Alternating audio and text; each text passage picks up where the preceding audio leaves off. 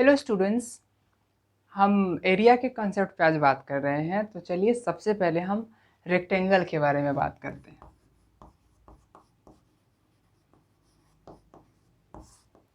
तो जैसा कि आप सब जानते हैं कि पॉइंट के कंसेप्ट के बारे में जैसा कि हमने पढ़ा है यूक्लिड ज्योमेट्री में, आप पढ़ेंगे कि पॉइंट का जो कंसेप्ट है वो कहता है कि एक ऐसा ज्योमेट्रिकल फिगर जिसमें कोई लेंथ, ब्रेथ, हाइट नहीं है, यानी कि वॉल्यूम नहीं है।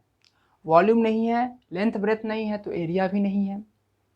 तो वैसा ज्योमेट्रिकल फिगर जिसमें न लेंथ है, न ब्रेथ है, न हाइट है, यानी कि न एरिया है और ना ही वॉल्यूम है, फिर भी हम उसके बारे में कहीं ना कहीं बात करते हैं। उसका तो एग्जिस्टेंस ही नहीं है। जिसका एग्जिस्टेंस नहीं है उस बारे में बात कैसे करेंगे? तो कहीं ना कहीं यह भी कंट्राडिक्शन है इसके बारे में कि फिर हम इसके बारे में बात क्यों करें। लेकिन हाँ, फिर भी हम ऐसा एज्यूम कर लेते हैं कि कोई ऐसा ज्योमेट्रिकल फिगर है जिसमें ना लेंथ है और ना ही ब्रेथ है और ना ही हाइट है, वो पॉइंट है। इसी के क्रम में हम लेंथ के बारे में भी डिफाइन करते हैं कि लेंथ क्या है? A geometrical figure which has only length that has no breadth and height. उसमें कोई ब्रेथ एंड हाइट नहीं है, सिर्फ लेंथ है। That is the length is the breathless geometrical figure. उसमें वह ब्रेथलेस है, उसमें ब्रेथ नहीं होता, उसमें चौड़ाई नहीं होती है, सिर्फ लंबाई होती है। तो बच्चों, अगर हम उसके एरिया के बारे में बात करें तो क्या कहेंगे? उसके एरिया में यही कहेंगे कि ठीक है, उसमें ब्रेथ है ही नहीं है, उसमें हाइट है नहीं। हाइट की बात तो ब्रेथ में एरिया में होती ही नहीं है। सबसे पहली बात वो तो वॉल्यूम में होती है। तो ठीक है, लेंथ और ब्रेथ की बात करते हैं, उसमें ब्रेथ है ही नहीं, सिर्फ लेंथ है। तो किसी लाइन का सिर्फ लेंथ है तो उसका एरिया क्या होगा? तो उसके एरिया क्या हो जाएगा? जो लेंथ है वही हो जाएगा, राइट। हम इसी कंसेप्ट को आगे अप्लाई करने जा रहे हैं सिर्फ रेक्टेंगुलर फिगर में। जैसे देखिए, अगर एक लाइन है तो उसका एरिया क्या होगा? वही होगा जो उस लाइन का लेंथ है। तो ए है एक लेंथ, एक लाइन, जो एरिया उसका क्या हो जाएगा? वही होगा जो उसका लेंथ है। अगर दो लाइन की बात करें इसी तरीके से तो उसका एरिया कितना हो जाएगा? 2 इंटू ए हो जाएगा, जैसे यूनिटरी मेथड से। अगर 3 लाइन तो उसका कितना एरिया हो जाएगा? 3 इंटू ए हो जाएगा। 4 लाइन है तो उसका एरिया कितना हो जाएगा? 4 इंटू हो जाएगा, ए हो जाएगा। इस तरीके से नंबर ऑफ लाइन कितना है? बी है। तो टोटल एरिया कितना हो जाएगा? बी इंटू ए हो जाएगा, है ना। बी इंटू ए का है या फिर ए इंटू बी का है, तो यह जो रेक्टेंगुलर फिगर है उसका एरिया क्या हो जाएगा? ए इंटू बी हो जाएगा, राइट। तो अब हम इसका नाम दे देते हैं। जो बड़ा साइड होता है उसको लेंथ कहते हैं, जो छोटा होता है उसको हम लोग ब्रेथ कहते हैं। तो A into B that is area is equal to length into breadth. तो यह हमारा रहा रेक्टेंगल के एरिया कॉन्सेप्ट। यही बातें अगर हम कहें स्क्वायर के कंडीशन में कहें कि इसमें क्या हो जाएगा? ये तो सब इक्वल ही है, तो यहाँ बी की जगह पे सिर्फ ए हो गया, तो इसका एरिया कितना हो जाएगा? A into A that is A square. ये छोटी छोटी बातें एनसीईआरटी में बड़े ही अच्छे से एक्सप्लेन किए हुए हैं। अब अगर गौर से पढ़ेंगे तो सारी चीज़ें मिल जाएंगी। अब हम थोड़ा सा बात कर लेते हैं कि ठीक है, अब रोम्बस की जहाँ तक बात करें, ये भी तो क्वाड्रिलेटरल है। तो रेक्टेंगल में अगर हम बात करें तो इसमें हम क्वाड्रिलेटरल के अंदर रोम्बस के बारे में बात करें तो इसमें हम क्या देखते हैं? इसमें चारों साइड क्या होता है? इक्वल होता है, यानी कि यह जितना लेंथ का होगा उतना ही लेंथ का यह भी होगा। तो इसमें से अगर यह छोटा वाला अगर एल है तो यह भी डेफिनेटली क्या होगा? एल होगा,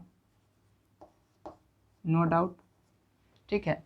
अगर हम हाइट की बात करें तो इस ट्रायंगल के लिए जो हाइट होगा वही इसके लिए भी हाइट होगा, ठीक है। इसके लिए भी क्या होगा? हाइट होगा, क्योंकि दोनों इक्वल होगा, क्योंकि पैरेलल होता है, राइट। तो अब देखिए कि अगर हम इसका एरिया निकाले या फिर इसका एरिया निकाले उसमें, यानी कि इसी का एरिया निकाल करके 2 से मल्टीप्लाई करके, और यह भी तो रेक्टेंगल ही बन रहा है ना, यहाँ भी तो अब रेक्टेंगल ही बन रहा है। तो अगर हम इस रेक्टेंगल का एरिया निकाल ले तो ट्रायंगल के एरिया के बारे में मुझे जानकारी होनी चाहिए सबसे पहले कि इस रोम्बस में हम ट्रायंगल के बारे में कैसे जाने। तो सिंपली सी यूनिटरी मेथड से रेक्टेंगल का और स्क्वायर का एरिया निकालना बहुत ही ईजी था। और उसके बाद रोम्बस के एरिया निकालने की बात आई, या फिर इस तरीके से पैरेललोग्राम के एरिया निकालने की बात आई, तो पैरेललोग्राम में कहीं ना कहीं फिर वही बातें हो जाएगी, राइट।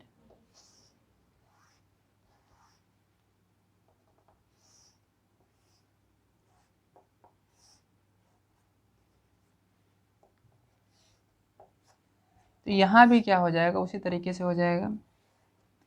तो यहाँ भी क्या हो गया, ये रेक्टेंगल हो गया, यह दोनों ट्रायंगल होगा, दोनों का एरिया हमको पता तो होना चाहिए, तभी हम इसका एरिया निकाल सकते हैं। तो अब कहीं ना कहीं पेच लग रहा है कहाँ पे, कि मुझे ट्रायंगल के एरिया के बारे में जानकारी होनी चाहिए। तो चलिए हम ट्रायंगल के एरिया के बारे में थोड़ी सी जानकारी लेते हैं। लेकिन बच्चों, ट्रायंगल के एरिया के बारे में जानने से पहले थोड़ा सा हम कॉन्ग्रुएंस चैप्टर के कॉन्ग्रुएंसी के बारे में थोड़ा सा समझा दें। कॉन्ग्रुएंस क्या होता है? ये एक्चुअली ज्योमेट्रिकल फिगर से ही रिलेटेड है। जैसे किसी एक ज्योमेट्रिकल फिगर पे, हम यहाँ पे बात कर रहे हैं सिर्फ एरिया के बारे में बात कर रहे हैं। कोई ज्योमेट्रिकल फिगर है, दो ज्योमेट्रिकल फिगर है, अगर एक ज्योमेट्रिकल फिगर को दूसरे पे रखा जाता है, उसके ऊपर रखा जाता है, अगर वह सुपरिम्पोज कर जाता है, if they superimpose to each other, अगर वह एक दूसरे को ढक लेते हैं तो कहते हैं कि वह कॉन्ग्रुएंट हो गया। ठीक है, तो इसी क्रम में यह देखा गया कि रेक्टेंगल के केस में भी ऐसा होता है कि अगर आप इसको अगर डायगोनली इसको अगर मैच करेंगे, इसको अगर दो पार्ट में बांटेंगे, दूसरे वाले पोर्शन को अगर आप इसको फिर से अगर हम किसी तरीके से अरेंज करके अगर हम इस पर अगर ढकना चाहे तो कम्प्लीटली क्या हो जाएगा, ये एक दूसरे को सुपरिम्पोज कर लेगा, यानी कि कॉन्ग्रुएंट हो जाएगा। आप ये बात समझ रहे हैं कि एक दूसरे को कम्प्लीटली ढक लिया, यानी कि दोनों का एरिया क्या होगा, सेम होगा। तो ये आप रेक्टेंगल के केस में बड़े ही आसानी से देख सकते हैं।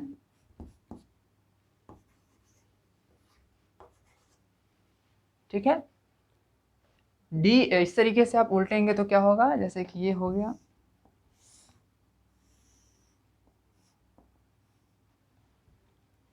ठीक है, यहाँ बी है, यहाँ सी है, यहाँ ए है। अब इसको उल्टेंगे तो क्या हो जाएगा, ए चल, इसको इस तरीके से उल्टेंगे तो क्या हो जाएगा, यहाँ पे डी चला आएगा, इसको उल्टेंगे तो इस तरीके से हो जाएगा ये।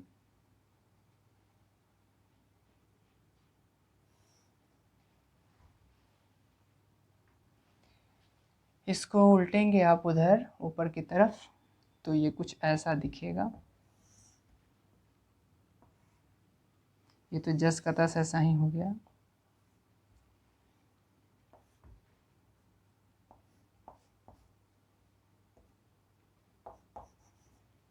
ठीक है, लेकिन इसको उल्टेंगे तो क्या हो जाएगा, ए आ जाएगा सी पे, ठीक है, और सी आ जाएगा ए पे। ठीक है, तो इस तरीके से ये बन जाएगा, इस तरीके से सुपरइम्पोज कर लेगा। इसको RHS कहा जाता है कि दो ट्रायंगल में जब एक एंगल 90 डिग्री हो, सॉरी दोनों ट्रायंगल में क्या हो, 90 डिग्री हो, राइट, एंड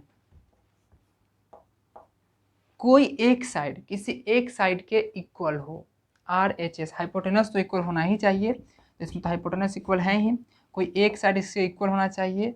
तो CD is equal to AB, हम लोग जानते हैं कि CD is equal to AB होगा क्योंकि रेक्टेंगल है। ठीक है, तो कोई एक RHS में क्या हो, RHS से तभी होगा जब दोनों ट्राइंगल में 90 डिग्री हो एंड हाइपोटेनस दोनों का सेम हो एंड कोई एक साइड इक्वल हो। तो AB is equal to CD, तो AB is equal to CD है, तो RHS से यह कॉन्ग्रुएंट हो गया। या फिर सिंपली भाषा में समझे तो एक दूसरे के ऊपर रखेंगे किसी तरीके से अरेंज करके, है ना, एक दूसरे के ऊपर रखेंगे तो क्या हो जाएगा, ये एक दूसरे को ढक लेगा, यानी कि सुपरिम्पोज कर जाता है। यानी कि डायगोनल जो होता है रेक्टेंगल में क्या करता है, उसको दो इक्वल ट्रायंगल में बांटता है। अब इसका एरिया के बारे में हमने क्या भी जाना है, एरिया इसका क्या होता है, A इंटू बी होता है। इसको अगर आप A कहते हैं, इसको हमने जैसा कि B कहा था, इसको B कहते हैं, इसको A कहते हैं, तो इसका एरिया हो जाएगा A इंटू बी। तो ये हो गया रेक्टेंगल का एरिया, है ना। इसको क्या कहेंगे हम, एरिया ऑफ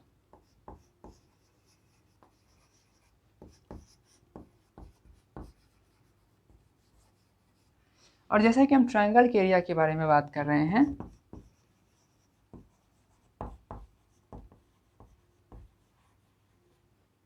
तो क्या हो जाएगा, जब यह दोनों ही आपस में इक्वल है, यानी कि रेक्टेंगल का आधा है ये दोनों आपस में, तो क्या हो जाएगा, half into A into B हो जाएगा। ठीक है। Half into A into B, ये बी हो गया, ये ए हो गया। तो अगर हम ए डी सी की बात करें, अगर हम ए डी सी की बात करें तो इसका एरिया कितना हो गया? तो इसका एरिया हो गया आपका,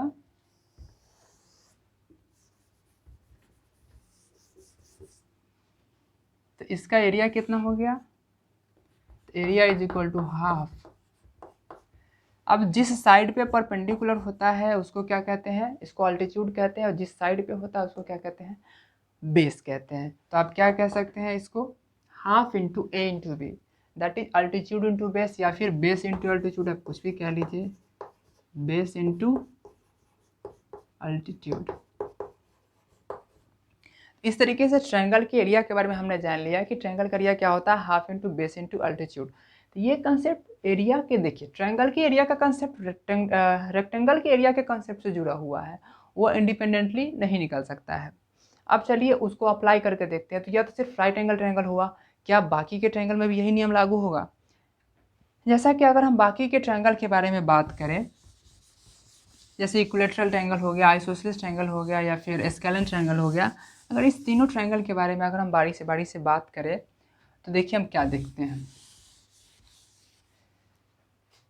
अगर हम इक्विलैटरल की बात करें, इसके एरिया की अगर बात करते हैं, तो यहाँ भी हमने देखा, आप देखेंगे इसको, कि जब किसी एक वर्टेक्स से अगर सामने वाले साइड पे परपेंडिकुलर डाला जाता है तो वो क्या करता है? परपेंडिकुलरली बाइसेक्ट करता है। या आप यूक्लिड ज्योमेट्री में पढ़ेंगे इस चीज़ को। क्या करता है? दो पार्ट में बांटता है ये। अब यहाँ देखिए, तो यहाँ भी तो ट्रायंगल बन गया। अब दो पार्ट में बांट रहा है, इस दोनों का एरिया क्या है? आपस में इक्वल है। अब बाइसेक्ट कर रहा है, यानी कि अगर यह पूरा क्या है, अगर पूरा अगर 2a है तो ये क्या हो जाएगा? a हो जाएगा, और यह भी क्या हो जाएगा? a हो जाएगा। ये तो 2a है ही, यह भी क्या है? 2a है। तो इस तरीके से हमने देखा कि यहाँ भी फिर वही बातें हो गई। तो यहाँ भी क्या हो जाएगा? इसका एरिया कितना हो जाएगा? Half into A into 2a। ठीक है, हाफ इंटू 2a नहीं हो सकता। सबसे पहले मुझे क्या करना पड़ेगा? ये अल्टीट्यूड निकालना पड़ेगा, ये निकालना पड़ेगा, है ना। तो ये राइट एंगल ट्रायंगल है, ठीक है। राइट एंगल ट्रायंगल ए, यहाँ पे डी इसका नाम देते हैं। ये राइट एंगल ट्रायंगल है ए डी सी। आपको ये 2a पता है, ये पता है, तो ये हाइट कैसे कितना होगा?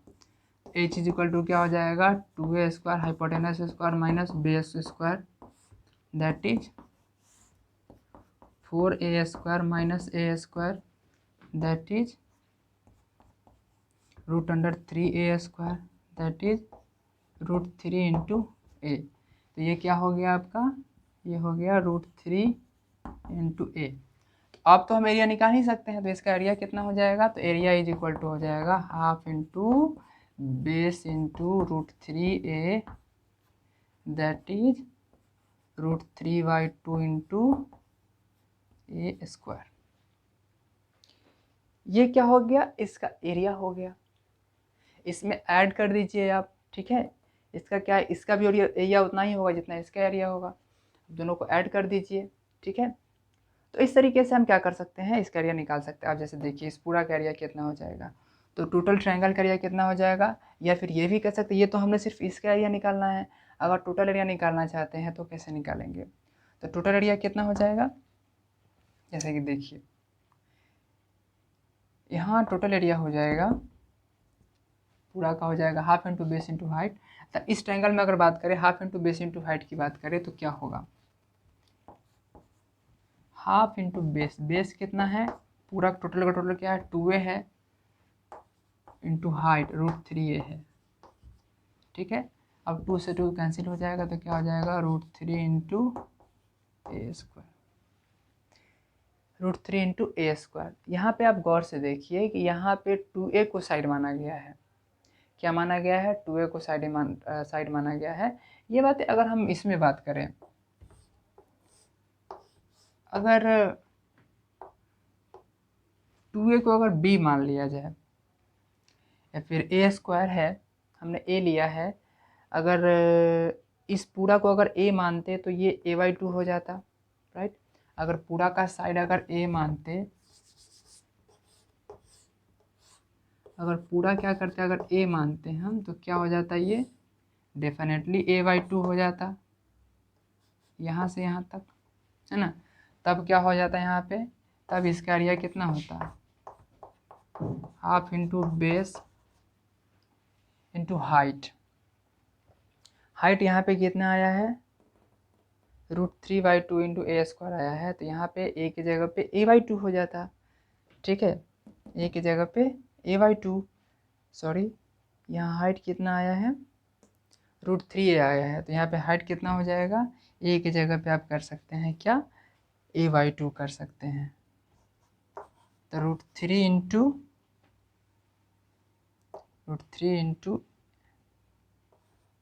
a/2 इंटू बेस यानी कि a, ठीक है। ये हाइट कितना हो जाएगा, यहाँ पे ये हाइट कितना हो जाएगा, a की जगह पे a/2 पुट कीजिए,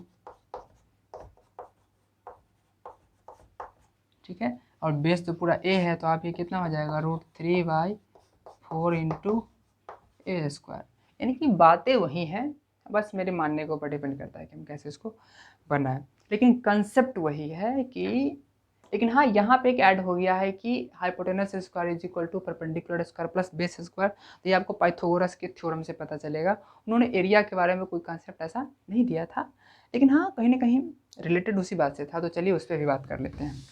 तो ये हमारा था इक्विलेटरल के बारे में। अगर इस चीज़ को हम देखें आइसोसेलेस ट्रायंगल में देखें, तो यहाँ भी वही बातें हैं कि जो अनइक्वल साइड के सामने का, जो ये दोनों इक्वल है, अनइक्वल साइड के सामने का जो वर्टेक्स है वहाँ से भी यही बातें होंगी, क्या हो जाएगा, उसको दो इक्वल ट्रायंगल में बांटता है। तो ये सारे के सारे नियम जो इक्विलेटरल में हमने फॉलो कराए हैं, यहाँ भी क्या हो जाएगा, वो सारा का सारा फॉलो हो जाएगा, क्योंकि यहाँ भी क्या कर रहा है, दो इक्वल पार्ट में बांट रहा है। हम अगर बात करें स्केलन के बारे में बात करें, तो यहाँ भी क्या होगा, तो यहाँ अलग अलग ट्रायंगल बनेगा। तो अगर मुझे हाइट पता चलेगा, यहाँ पे क्या होता है बेसिकली, यहाँ हाइट हम पता करने का मेरे पास कोई तरीका नहीं होता है, क्योंकि यहाँ पर तो मुझे पता है कि बेस पे अगर परपेंडिकुलर डालेंगे तो दो इक्वल पार्ट में बांटेगा, तो जो भी मुझे साइड पता है उसका आधा कर देंगे, लेकिन यहाँ पे ऐसा नहीं है। तो इस केस में क्या करते हैं, अगर आपको पता हो कि अल्टीट्यूड क्या है और बेस क्या है, तो आप definitely half into base into height पर निकाल सकते हैं।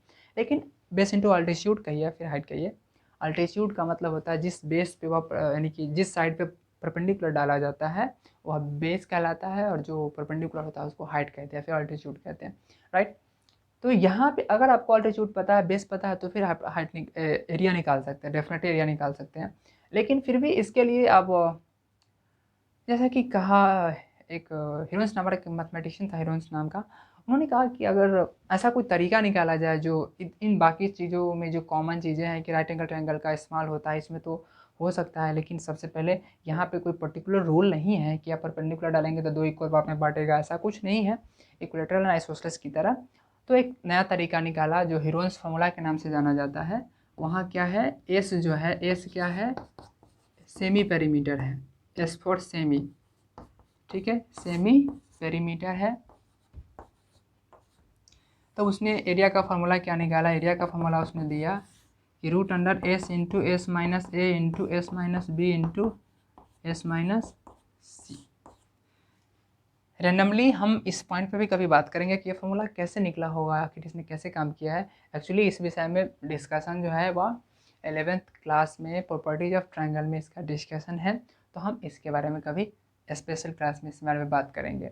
तो इस तरीके से ट्रायंगल के बारे में उन्होंने बात किया। तो ट्रायंगल के बारे में बात करते हुए हम तो आज बेसिकली एरिया के बारे में डिस्कस कर रहे हैं, लेकिन इसके बियॉन्ड अगर बात करें एरिया के बारे, ट्रायंगल के बारे में बात करें, तो इसमें सारे ट्रायंगल में बात किया गया, सारे ट्रायंगल में लोगों ने डिस्कशन किया, लेकिन उसने पाया कि राइट एंगल ट्रायंगल में बड़ी ही इंपॉर्टेंट बातें हैं।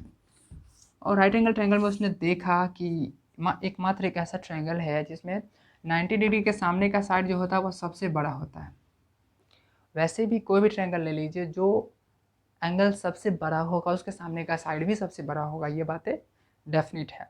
कोई भी ट्रायंगल ले लें आप, इक्विलेटरल में तो तीनों एंगल इक्वल होता है, इसलिए तीनों साइड इक्वल होता है। आइसोसेलेस की बात करें हम, तो वहाँ भी दो इक्वल जो एंगल है उसके सामने का साइड इक्वल होता है, ठीक है। अगर उस दोनों के अलावा अगर तीसरा साइड के जो सामने का एंगल अगर बड़ा है दोनों एंगल से, तो वो जरूर तीसरा साइड बड़ा होगा, डेफिनेटली दोनों से बड़ा होगा, राइट। तो ये बातें सही है कि किसी भी ट्रायंगल में जो एंगल सबसे बड़ा होगा उसके सामने का साइड भी सबसे बड़ा होगा, ठीक है। तो इसी तरीके से देखा गया कि राइट एंगल ट्रायंगल में 90 डिग्री का जब उसमें एक एंगल 90 डिग्री होता है तो डेफिनेटली बाकी दोनों का सम क्या होगा, 90 होगा, एंड बाकी दोनों क्या होगा, एक्यूट एंगल ट्रायंगल एक्यूट होगा। तो इस तरीके से जो राइट एंगल ट्रायंगल होता है उसमें से एक एंगल 90 है तो बाकी दोनों का सम 90 होना तो स्वाभाविक सी बात है, डेफिनेट बात है, ओके। तो इसमें देखा गया कि हाइपोटेनस यानी कि जो 90 डिग्री के सामने का साइड है वो सबसे बड़ा साइड होता है, एंड उसका जो स्क्वायर है वह बाकी दोनों साइड के स्क्वायर के सम के बराबर होता है, ऐसा उन लोगों ने पाया इस बात को, ठीक है। ये बातें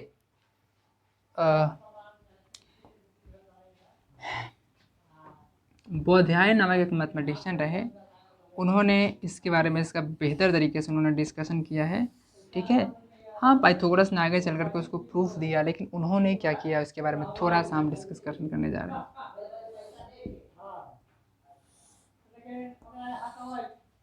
ठीक है।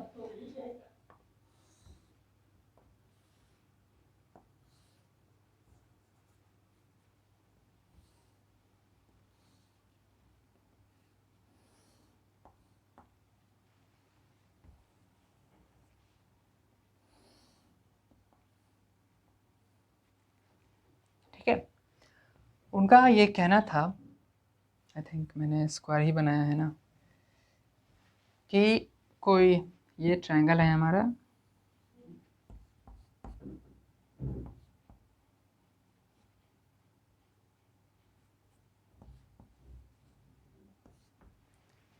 उनका कहना था कि कोई राइट एंगल ट्रायंगल है, अगर 90 डिग्री के सामने वाले साइड पे अगर कोई स्क्वायर बना दे, यानी कि उसके तीनों साइड पे अलग अलग स्क्वायर बना दे, तो उस तीनों का जो एरिया होगा उसमें जो रिलेशन होगा वह 90 डिग्री के सामने का जो बड़ा साइड है उस पर जो एरिया बनेगा उस साइड को उस साइड को अगर साइड मान करके अगर हम एक रेक्टेंगल खींचे, एक अगर हम स्क्वायर खींचे और बाकी दोनों साइड के लिए अलग अलग स्क्वायर खींचे, तो बाकी दोनों जो स्क्वायर है उसका जो एरिया का सम होगा वह इसके सम के बराबर होगा, ठीक है।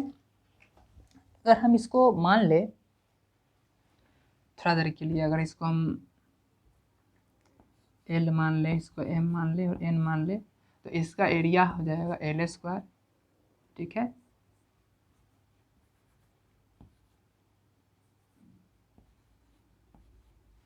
तो इसका एरिया हो जाएगा एम स्क्वायर, इसका एरिया हो जाएगा एन स्क्वायर, राइट। तो उनका कहना था कि जो एल स्क्वायर है इज इक्वल टू क्या हो जाएगा, M square plus N square होगा, ठीक है। और ये बड़ा ही फेमस हुआ और शायद इसी वजह से आज अगर हम पढ़ते हैं ट्रायंगल ट्रिगोमेट्री के बारे में पढ़ते हैं तो राइट एंगल ट्रायंगल का ही डिस्कशन है, कंप्लीट डिस्कशन है, राइट। तो ये बहुत बड़ा ब्रांच बना ट्रिगोमेट्री का, और ये आगे चल करके फिजिक्स के लिए रीढ़ की हड्डी बना, ये बैकबोन बना, एंड कैलकुलस के लिए एक बहुत ही बड़ा वरदान साबित हुआ, और आगे चल करके वेक्टर वगैरह में भी सबका बहुत इंपॉर्टेंस रहा। जो खैर हम बेसिकली आज एरिया के बारे में बात कर रहे हैं, ये हमारा कंप्लीट रहा। तो ये हमारा रहा रेक्टेंगल यानी कि क्वाड्रेटिक एरिया एंड ट्रायंगल का एरिया। क्वाड्रेटल में यानी कि अब रोम्बस में जो बात हम कर रहे थे कि रोम्बस में ट्रायंगल के एरिया के बारे में पता चल गया, तो उस तरीके से एरिया निकाल सकते हैं। अगर हम ट्रेपीजियम की बात करते हैं,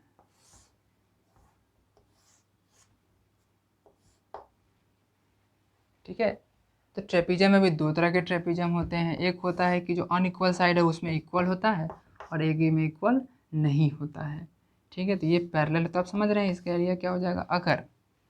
अगर यह दोनों इक्वल है, अनइक्वल साइड अगर नॉन पैरेलल साइड अगर इक्वल है तो डेफिनेटली इसका एरिया क्या हो जाएगा, इसके एरिया के इक्वल होगा।